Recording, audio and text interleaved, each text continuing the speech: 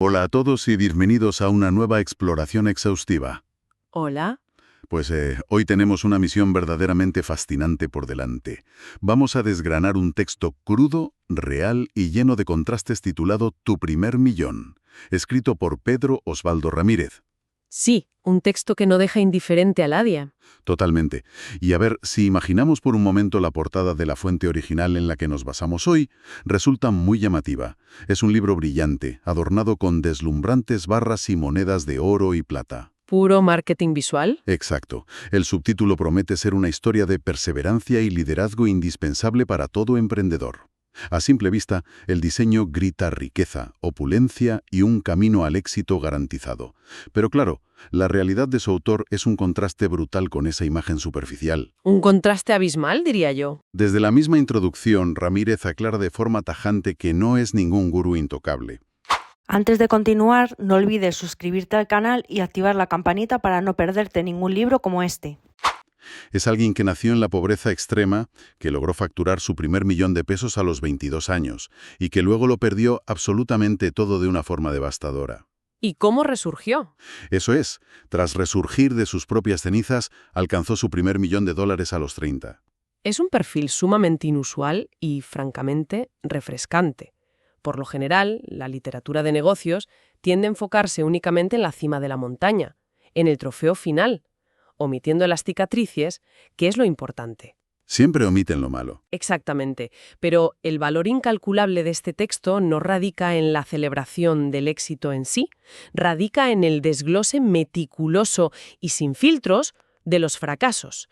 Yo diría que es una autopsia clínica de las malas decisiones empresariales y una inmersión profunda en la psicología que dictamina nuestra relación con el dinero, el ego y el riesgo. Vale, vamos a desgranar esto, porque los orígenes del autor son absolutamente clave para entender todas las decisiones que toma después. Fundamentales. Ramírez relata sus inicios en Ecatepec.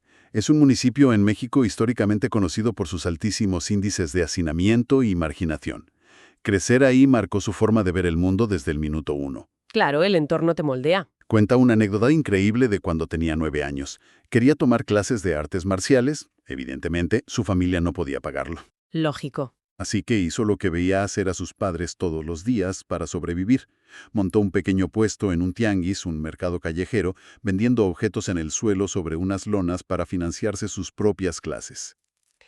Lo fascinante de esto es cómo esa necesidad temprana forja una mentalidad particular que no se enseña en las escuelas de negocios.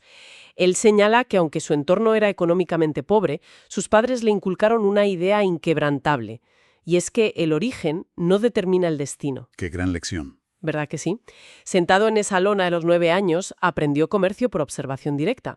Asimiló muy pronto que el emprendimiento no es una fórmula mágica, es simplemente el acto de resolver problemas que otros no pueden o no quieren resolver, y perderle el miedo al rechazo. Y ese instinto de resolver problemas lo llevó a lo que él llama el concepto del tuerto. Ah, esta parte es muy interesante.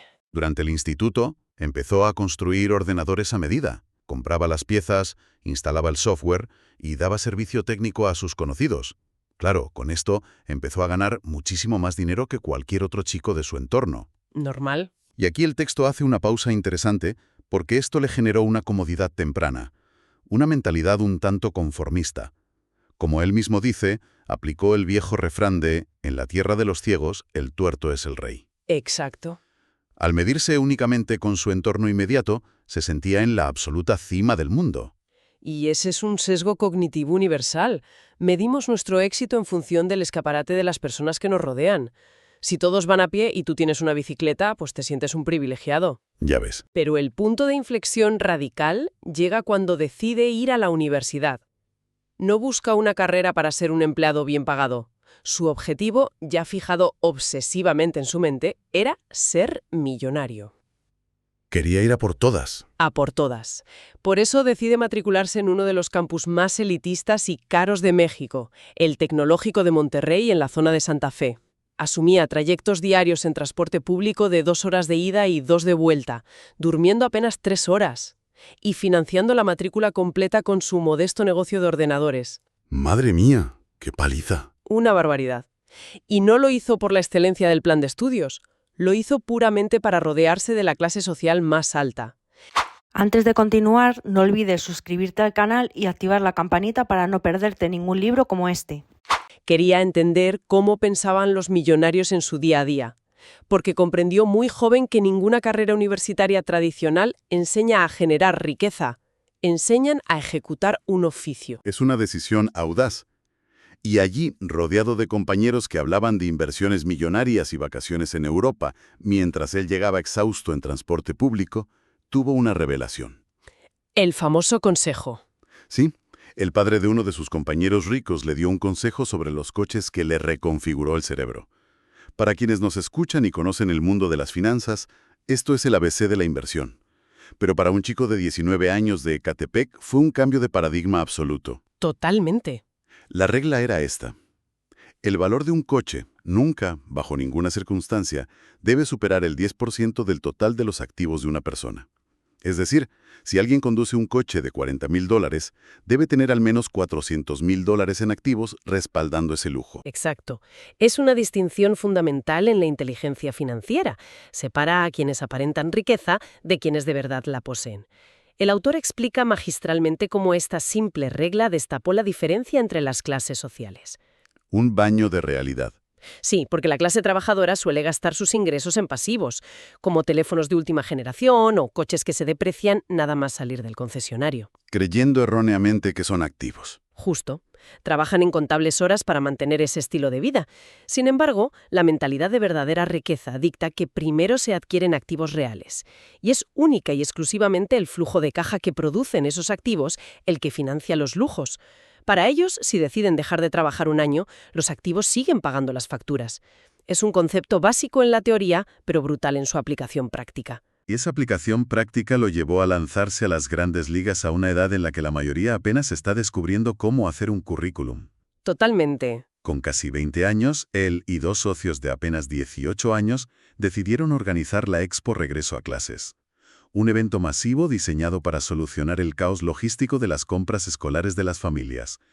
Ahora, pongamos los números sobre la mesa, porque el nivel de riesgo es asombroso. Qué locura de números, por cierto. Sí.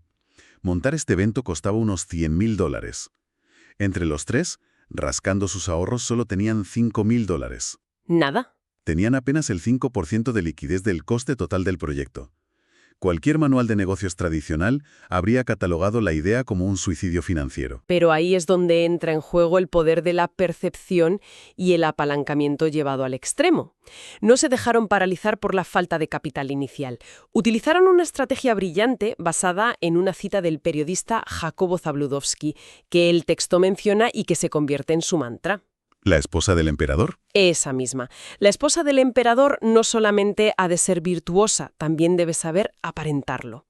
Entendieron rápidamente que, en los negocios a gran escala, corporativa, la forma en la que el mundo te percibe determina las puertas que se abren, no la cantidad de ceros que tengas actualmente en el banco. Totalmente.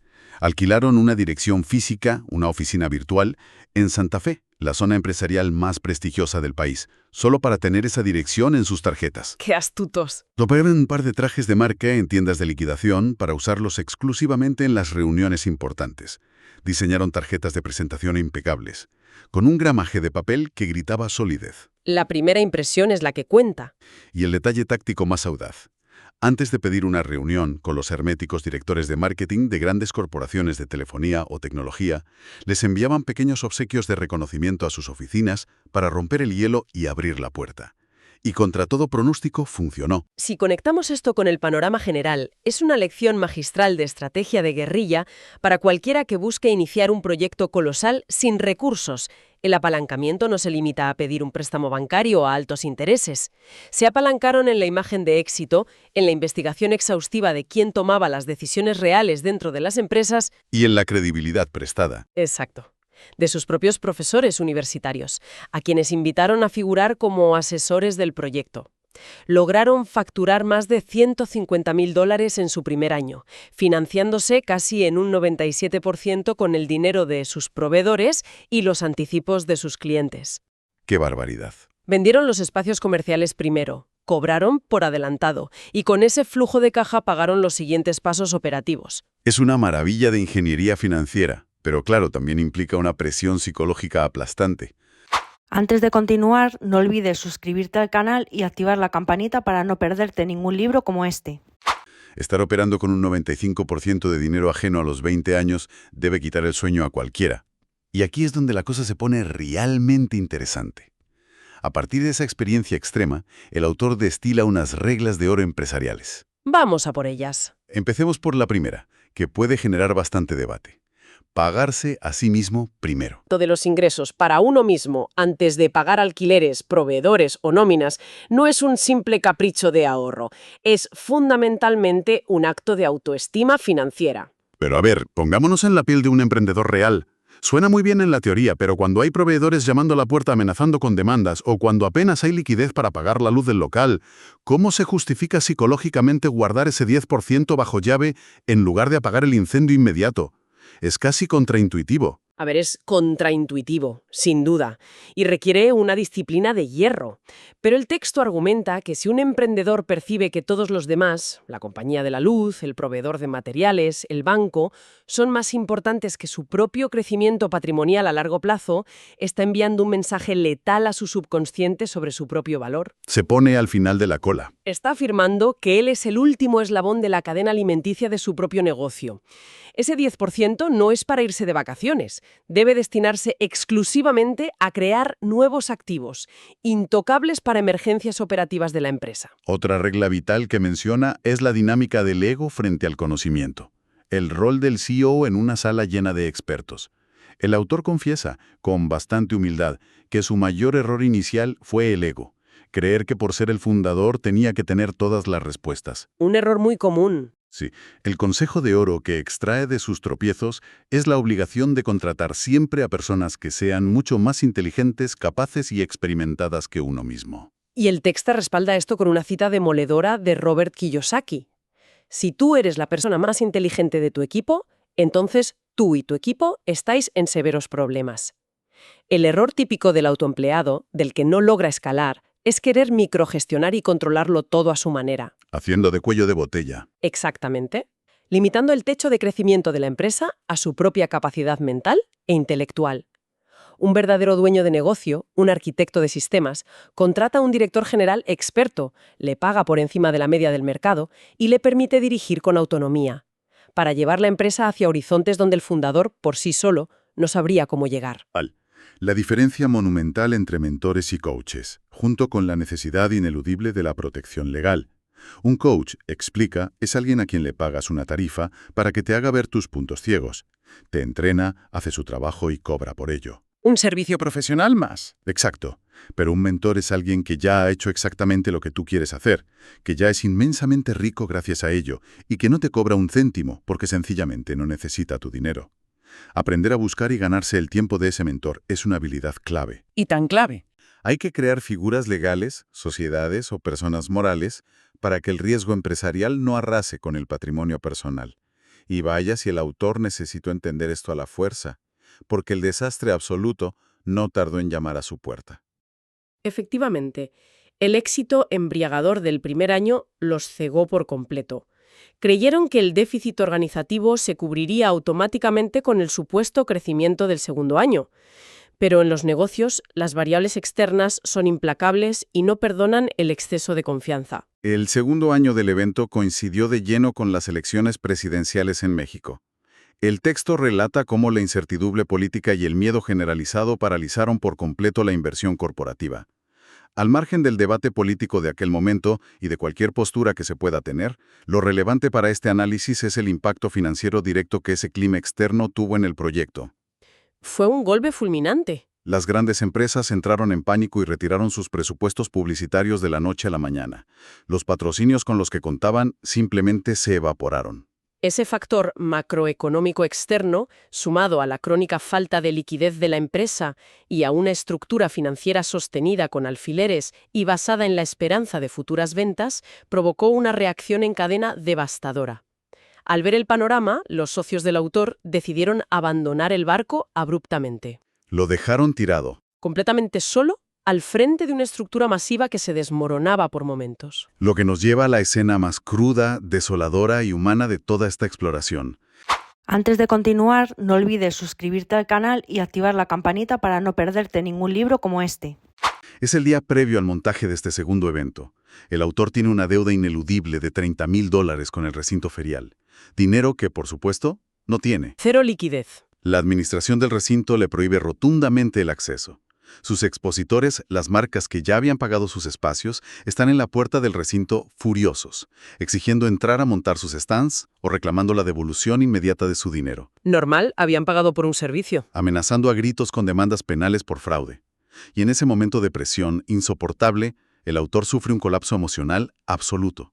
Relata cómo se derrumbó junto a la rueda de su coche en el aparcamiento, sudando frío, con la vista nublada por el pánico, llorando desconsoladamente. ¡Qué situación más angustiosa! Siente que su nombre, su reputación y su futuro están arruinados para siempre. Confiesa que, en ese instante oscuro mentalmente renunció a vivir, aplastado por el peso de un fracaso inminente que parecía insalvable. Es una descripción desgarradora, carente de cualquier romanticismo emprendedor, pero encierra una de las lecciones más valiosas sobre la psicología humana frente a la adversidad. El texto se detiene a analizar qué ocurre en la mente cuando alguien se rinde a mitad de camino. Cuando tiras la toalla. Sí, cuando una persona no cumple la meta que se ha prometido a sí misma y se rinde, el daño colateral va muchísimo más allá de los números rojos en la cuenta bancaria. Esa persona está entrenando activamente a su propio cerebro para creer que su palabra no tiene valor, que sus promesas son mentira.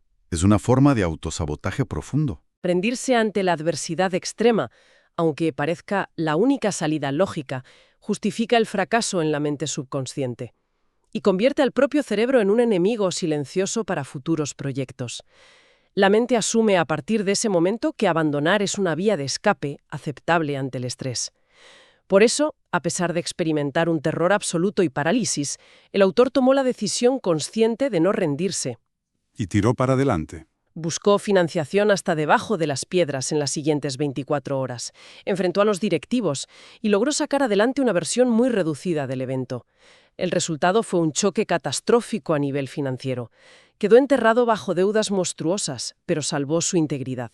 Cumplió su palabra. Mantuvo su palabra ante los clientes que confiaron en él y evitó consecuencias legales y penales que habrían acabado con su vida profesional antes de empezar. Una victoria pírrica, pero victoria al fin y al cabo en términos de carácter. Y desde esas cenizas humeantes, acosado por deudas asfixiantes, comienza un renacimiento sorprendente. Otro giro de guión. Sí. Para salir del inmenso agujero financiero, no buscó el refugio de un trabajo corporativo con un sueldo fijo. Montó un modesto cibercafé de barrio, utilizó los pocos ordenadores viejos que pudo rescatar de la empresa quebrada, compró tablones de madera baratas en una gran superficie de bricobaje y los ensambló él mismo. Vaya contraste. Es un contraste visual y de ego brutal, si recordamos al mismo joven que apenas un año antes paseaba con trajes de marca por los pasillos corporativos de Santa Fe. Exactamente. El ego quedó triturado, pero la arquitectura mental empresarial ya estaba sólidamente forjada. Como esos ordenadores viejos no tenían capacidad para soportar un software de gestión moderno, se vio obligado a crear sistemas operativos meticulosos en libretas de papel. De vuelta a lo analógico. Diseñó procesos claros, paso a paso, para que cualquier empleado pudiera abrir, operar y cerrar el cibercafé de manera óptima, sin que él tuviera que estar presente físicamente. Y aquí es donde introduce la aplicación de lo que él llama la regla de la cosecha. Un principio férreo que aprendió de un inversor del sector inmobiliario. La del 20-80. Esa es. Consiste en una disciplina estricta.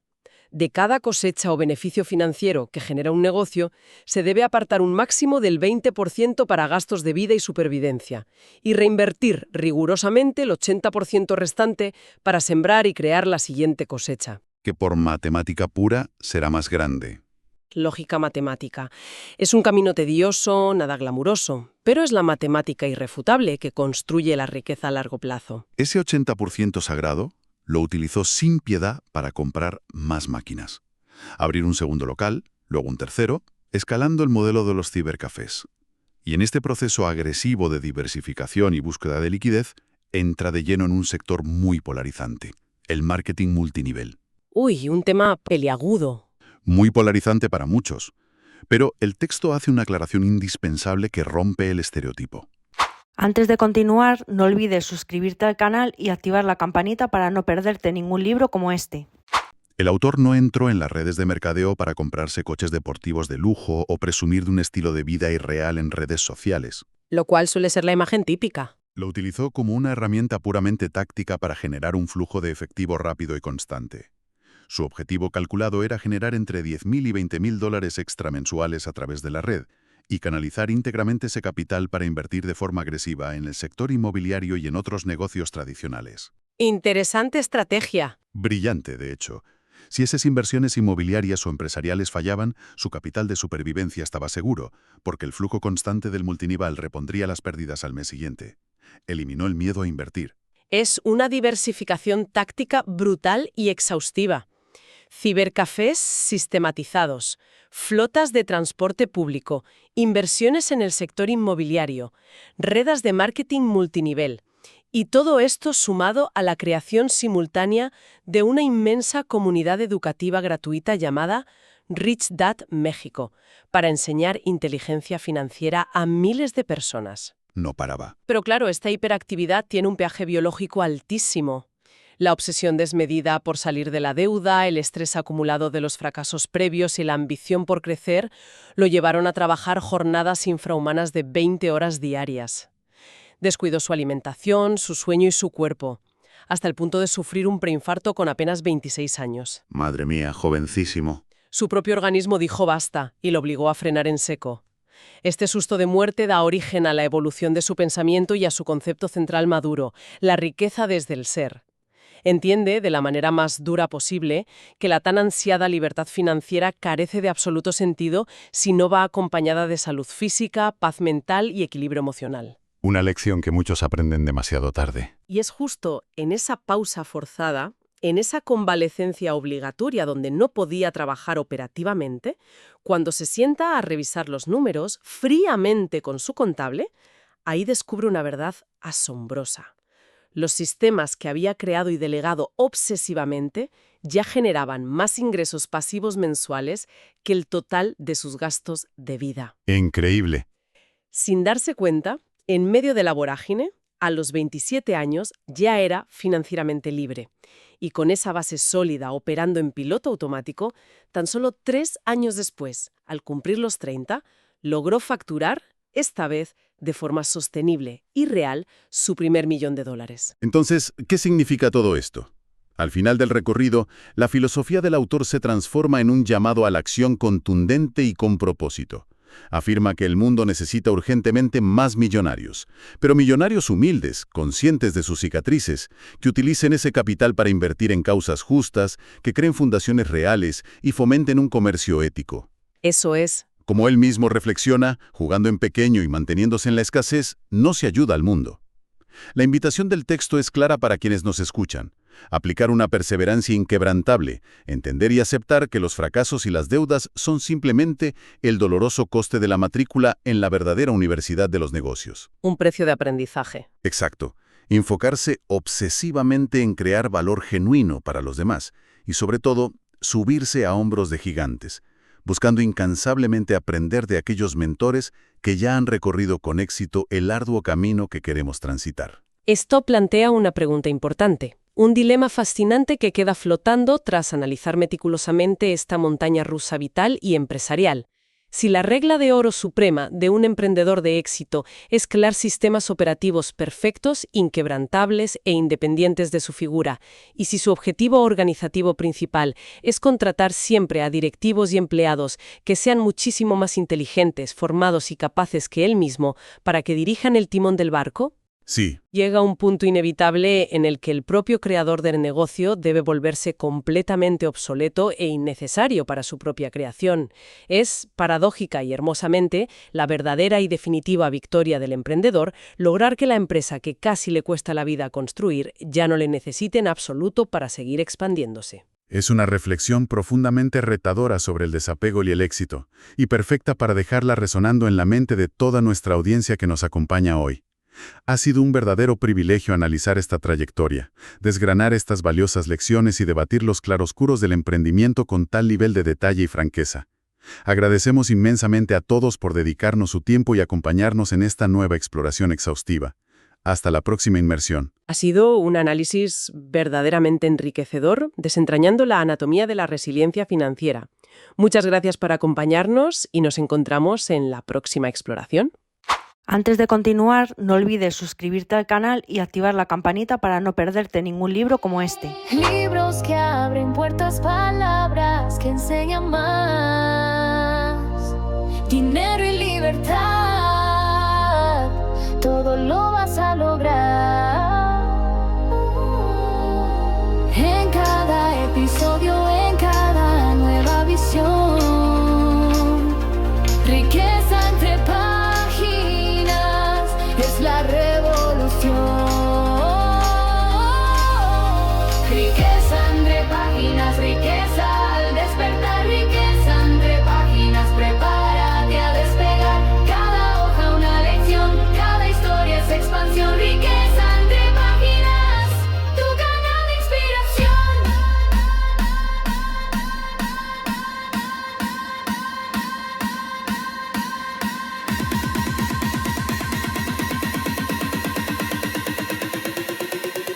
Tu canal de inspiración. Tu canal de inspiración.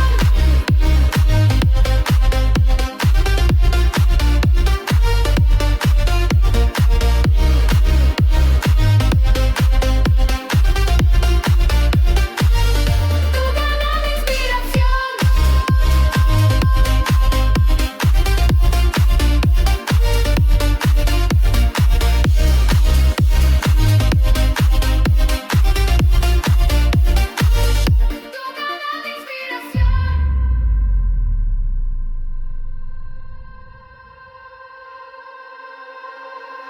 Libros que abren puertas para